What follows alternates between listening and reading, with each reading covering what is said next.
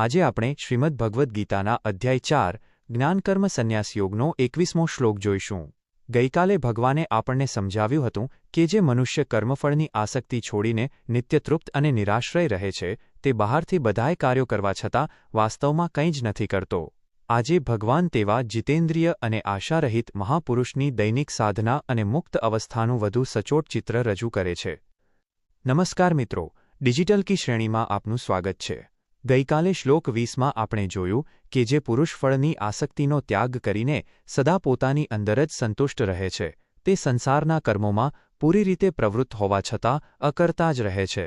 આજે આપણે જોઈશું અધ્યાય 4 શ્લોક 21, જેમાં ભગવાન શ્રીકૃષ્ણ સમજાવે છે કે જેણે પોતાના મન, બુદ્ધિ અને શરીરને કાબૂમાં કરી લીધા છે અને જે સંગ્રહ વૃત્તિના મોહથી મુક્ત છે તે મનુષ્ય માત્ર શરીર નિર્વાહ માટે જ કર્મ કરે છે અને તેને કોઈ પાપ કે બંધન સ્પર્શી શકતા નથી. 1. સંપૂર્ણ સંસ્કૃત શ્લોક. નિરાશીર્યત ચિત્તાત્મા ત્યક્ત સર્વ પરિગ્રહઃ શારીરં કેવલં કર્મ કુર્વન્નાપ્નોતિ કિલ્બિષમ 21. 2. સરળ ગુજરાતી અર્થ. શ્રી ભગવાન બોલ્યા, જે આશા લાલસાઓથી રહિત છે, નિરાશીહ, જેણે મન અને અંતઃકરણ સહિત શરીરને જીતી લીધું છે, યત ચિત્ત આત્મા, અને જેણે સઘળી ભોગ સામગ્રીઓનો એટલે કે સંગ્રહ વૃત્તિનો ત્યાગ કરી દીધો છે, ત્યક્ત સર્વ પરિગ્રહઃ, તેવો મનુષ્ય માત્ર શરીર સંબંધી એટલે કે કેવળ નિર્વાહ પૂરતું જ કર્મ કરતો હોવા છતાં કેવલ શારીરં કર્મ કુર્વન પાપ અથવા બંધનને પ્રાપ્ત થતો નથી. ન આપનોતિ કિલ્બિષમ. 3 અને 4 પ્રશ્નો અને તેના ઉત્તરો. 1. આ શ્લોક મુજબ જ્ઞાની પુરુષની અપેક્ષાઓ કેવી હોય છે? જવાબ: નિરાશીહ, તે કોઈ ભૌતિક આશા, તૃષ્ણા કે સ્વાર્થની અપેક્ષા રાખતો નથી. 2. યત ચિત્તાત્મા શબ્દનો અર્થ શો થાય? જવાબ: જેનું ચિત્ત, મન અને બુદ્ધિ અને આત્મા, ઇન્દ્રિયો સહિતનું શરીર સંપૂર્ણપણે પોતાના કાબૂમાં એટલે કે સંયમિત છે. 3. પરિગ્રહ એટલે શું અને ભગવાને તેના માટે કયો શબ્દ વાપર્યો છે? જવાબ: પરિગ્રહ એટલે બિનજરૂરી વસ્તુઓ કે ભોગ સાધનો ભેગા કરવા, સંગ્રહ વૃત્તિ. ભગવાને ત્યક્ત સર્વ પરિગ્રહઃ કહીને અનાવશ્યક મોહ અને સંગ્રહના ત્યાગની વાત કરી છે. 4. જ્ઞાની પુરુષ કેવા પ્રકારના કર્મો કરે છે? જવાબ: શારીરં કેવલં કર્મ, કેવળ શરીર નિભાવવા માટે અને જગતના કલ્યાણ માટે અનિવાર્ય હોય તેવા જ કાર્યો. 5. કિલ્બિષમ શબ્દનો અર્થ સંસ્કૃતમાં શો થાય? જવાબ: પાપ, દોષ, કલંક અથવા કર્મોના નકારાત્મક બંધનો. 6. શું આ શ્લોક આપણને ગરીબ થઈને રહેવાનું કહે છે?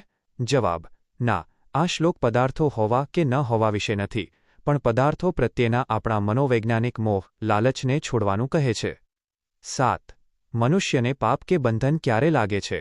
જવાબ: જ્યારે માણસ કોઈ કામ અતિશય લોભ, ઈર્ષ્યા, અહંકાર કે અન્યને નુકસાન પહોંચાડવાની દ્રષ્ટિએ કરે છે ત્યારે તેને પાપ, કિલ્બિષમ લાગે છે. 8. કુર્વનનો અર્થ શો થાય? જવાબ: કરતો હોવા છતાં, ક્રિયામાં પ્રવૃત્ત રહેવા છતાં. 9. આ શ્લોક મુજબ મનની સાચી સ્થિતિ કેવી હોવી જોઈએ? જવાબ: મન એકદમ હળવું, ઈચ્છાઓથી મુક્ત અને વર્તમાન ક્ષણમાં સંયમિત હોવું જોઈએ. 10. આ શ્લોક કયા અધ્યાયનો છે? જવાબ: 4થા અધ્યાયનો 21મો શ્લોક. 5. જીવનનો ઉદ્દેશ. 1. ઈચ્છાઓ અને અપેક્ષાઓનું વ્યવસ્થિત સંચાલન, મેનેજિંગ એક્સપેક્ટેશન્સ એન્ડ ડિઝાયર્સ. ભગવાન નિરાશીની વાત કરે છે.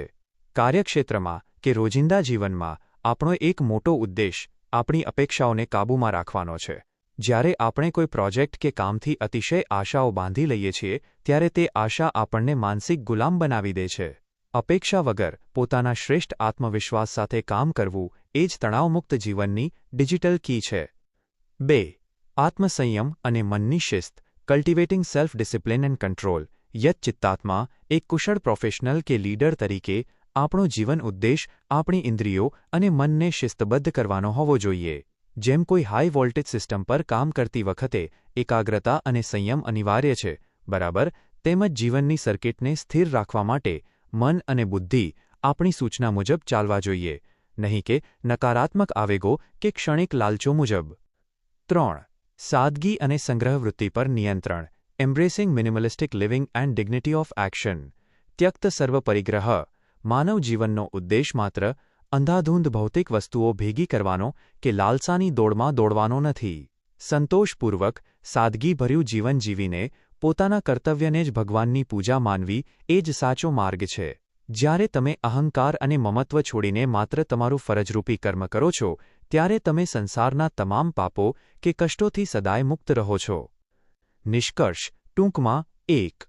જે મનુષ્ય આશાઓથી પર થઈને પોતાના મન, બુદ્ધિ અને શરીરને કાબૂમાં રાખે છે તેને સંસારમાં કોઈ ચિંતા નડતી નથી. 2. સંગ્રહવૃત્તિનો મોહ છોડીને કેવળ લોકકલ્યાણ અને શરીર નિર્વાહ અર્થે નિષ્કામ કર્મ કરનારો પુરુષ સદા પવિત્ર રહે છે. 3. અનાસક્તિ અને આત્મસંયમ એ જ માણસને કર્મોના બંધનો અને પાપોમાંથી બચાવનારી સર્વોત્તમ ઢાલ છે. આવતીકાલના શ્લોકની પૂર્વભૂમિકા. આવતીકાલે આપણે ભગવદ્ ગીતાનો એ અતિ પ્રખ્યાત અને વ્યવહારમાં પરમ સંતોષ આપનારો શ્લોક અધ્યાય 4, શ્લોક 22 જોઈશું. યદૃચ્છાલાભસંતુષ્ટો દ્વંદ્વાતીતો વિમત્સરઃ. જેમાં ભગવાન આ જ્ઞાની પુરુષના દૈનિક સંતોષનું રહસ્ય ખોલશે કે જે આપોઆપ મળી જાય તેમાં સંતુષ્ટ રહે છે, જે સુખ દુઃખ જેવા દ્વંદ્વોથી પર છે અને જે ઈર્ષ્યારહિત છે, તે સફળતા કે અસફળતા બંનેમાં સમાન રહીને કર્મો કરવા છતાં ક્યારેય બંધાતો નથી. આ માનસિક સમતાના વિજ્ઞાનને સમજવા માટે જોડાયેલા રહો. આવતીકાલે ફરી મળીશું રાત્રે 8 વાગ્યે. જય શ્રી કૃષ્ણ.